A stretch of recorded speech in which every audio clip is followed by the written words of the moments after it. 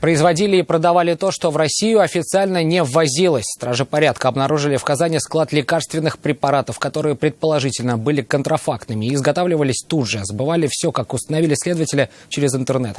Покупатели на масло черного тмина и миноксидил препарата для роста волос были, а вот действующих компонентов у лекарства, как выяснили эксперты, не было. Из чего же делали препарат, знает Алия Хайруддинова.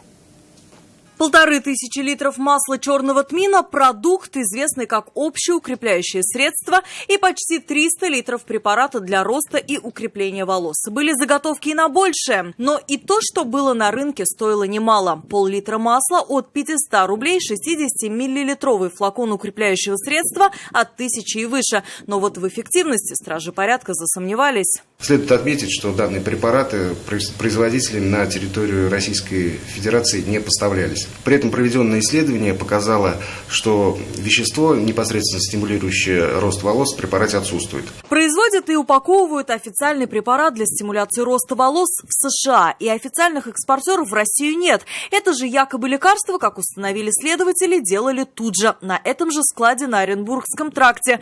Средства для роста волос из спирта и пропиленгликоля. Других ингредиентов эксперты в нем не обнаружили. А декларация о соответствии масла черного тмина, прилагаемая к продукции, не соответствует действительности. Египетский производитель не имеет правообладателей в России. Собранная в рамках материала проверки информация позволила полицейским усмотреть в действиях неизвестных признаки состава преступлений, обращение фальсифицированных, недоброкачественных и незарегистрированных лекарственных средств, медицинских изделий и оборот фальсифицированных биологически активных добавок, незаконное производство лекарственных средств и медицинских изделий, незаконное использование средств индивидуализации товаров. По подозрению в организации незаконного бизнеса задержаны 2 мужчин, жители Казани в возрасте 25 и 38 лет.